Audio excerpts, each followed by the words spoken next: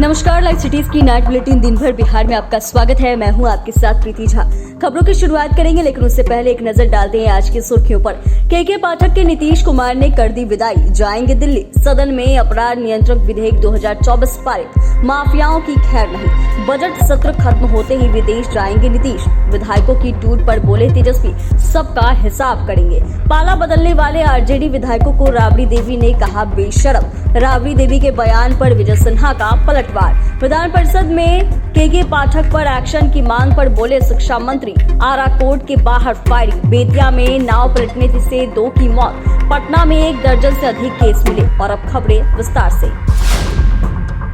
शिक्षा विभाग के अपर मुख्य सचिव के पाठक के दिल्ली जाने का रास्ता साफ हो गया है। केंद्रीय प्रतिनिधि पर के पाठक दिल्ली जा सकते हैं। बिहार सरकार ने इसको लेकर हरी झंडी दे दी है। के पाठक ने केंद्रीय प्रतिनिधि पर जाने को लेकर आवेदन दिया था, जिसे बिहार सरकार ने स्वीकार कर लिया है। आपको बता दें तो आप सभी जान रहे हैं कि इन दिनों शिक्षा विभाग और राजभवन के बीच भी तकरार जो है वो देखने को मिला था। अपर मुख्य सचिव के पाठक द्वारा कुलपतियों का वेतन रोकने और विश्वविद्यालयों के खाते को फ्रीज किए जाने के बाद राजभवन एक्शन में आ गया।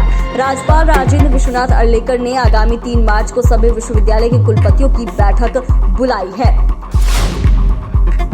बिहार विधानसभा में आज अपराध नियंत्रण विधेयक पारित हो गया। प्रभारी मंत्री विजेंद्र यादव की ओर से बिहार अपराध नियंत्रण विधेयक 2024 सदन में पेश किया गया। मंत्री विजेंद्र यादव ने कहा कि अवैध बालू खनन, भू माफिया और शराब कारोबारियों पर कार्रवाई के लिए यह कानून लाया गया है। विधेयक पास होने के समय मुख्यमंत्री नीतीश कुमार सदन में मौजूद नहीं थे। उप मुख्यमंत्री सम्राट चौधरी ने ये विधेयक लाने के लिए मुख्यमंत्री नीतीश कुमार को विशेष रूप से बधाई दी।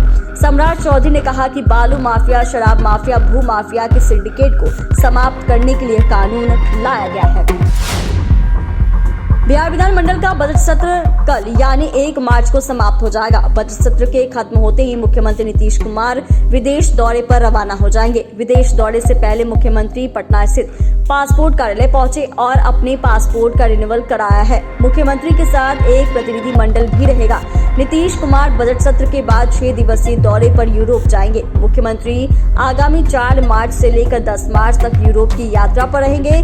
इस दौरान वे स्कॉटलैंड के साथ साथ अन्य यूरोपीय देशों का दौरा करेंगे।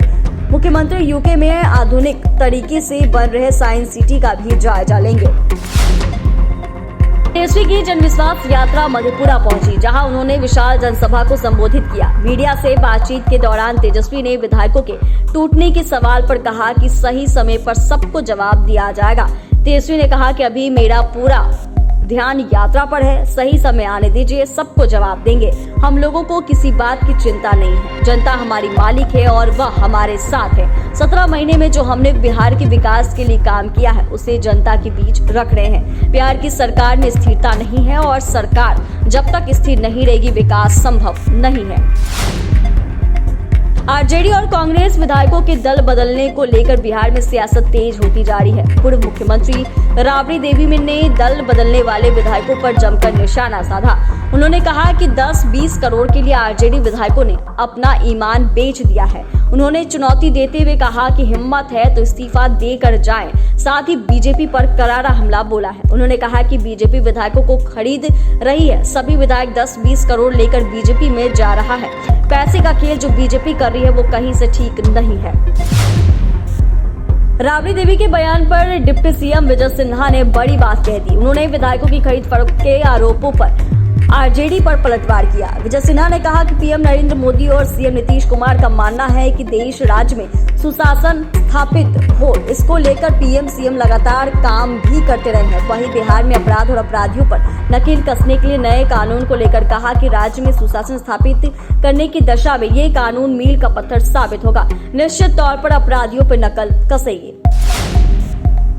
बिहार विधान परिषद में आज सदन की कार्रवाई शुरू होते स्कूल की टाइमिंग को लेकर सीएम की तरफ से जारी आदेश का पालन नहीं करने मामला सूचना के जरिए उठाया। सत्ता पक्ष और विपक्ष दोनों के साथ मिलकर एक मामले को सदन में उठाया। इसके बाद विधान परिषद के सभापति देवेश चंद्र ठाकुर ने इस मामले में शिक्षा मंत्री से स्पष्टीकरण की मांग की। वही हंगामे के बीच अपने स्पष्टीकरण में शिक्षा मंत्री विजय कुमार चौधरी ने कहा कि हमने पहले भी सदन में बताया था और आज भी कह रहे हैं कि मुख्यमंत्री की जो घोषणा है वह सरकार की घोषणा होती और सरकार जब सदन में जो कुछ भी बातें बोलता है, अंत में लागू वही होता है और अलग कोई दूसरी बात नहीं हो सकती।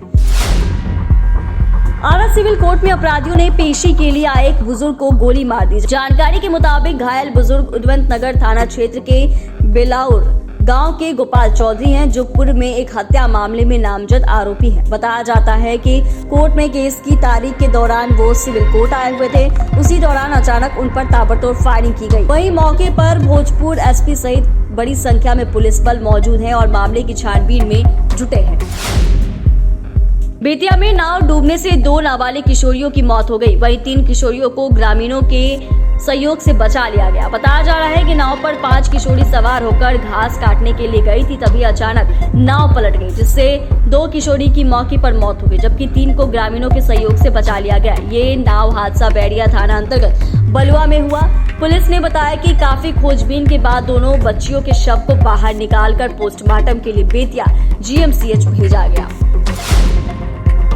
पटना जिले में 10 घंटे के अंदर 15 नए कोरोना मरीज पाए गए। करीब 1.5 महीने बाद जिले में एक साथ 15 लोगों की कोविड की पुष्टि हुई। इनमें पटना के शहरी इलाकों के मरीज शामिल हैं। हालांकि डॉक्टरों का कहना है कि सभी मरीज खतरे से बाहर है और वर्तमान में अपने घर के होम आइसोलेशन में रहकर इलाज करा रहे हैं। पटना के civil surgeon doctor Shravan Kumar ने कहा कि संबंधित मरीजों में बुखार, सर्दी, खांसी होने के बाद उन्होंने कोरोना की जांच कराई। इसमें पॉजिटिव होने की पुष्टि पाई गई। वहीं रोहतास में कोरोना के 6 साल के बच्चे की मौत हो गई। चैनल को सब्सक्राइब करें, फेसबुक पेज को लाइक करें। धन्यवाद।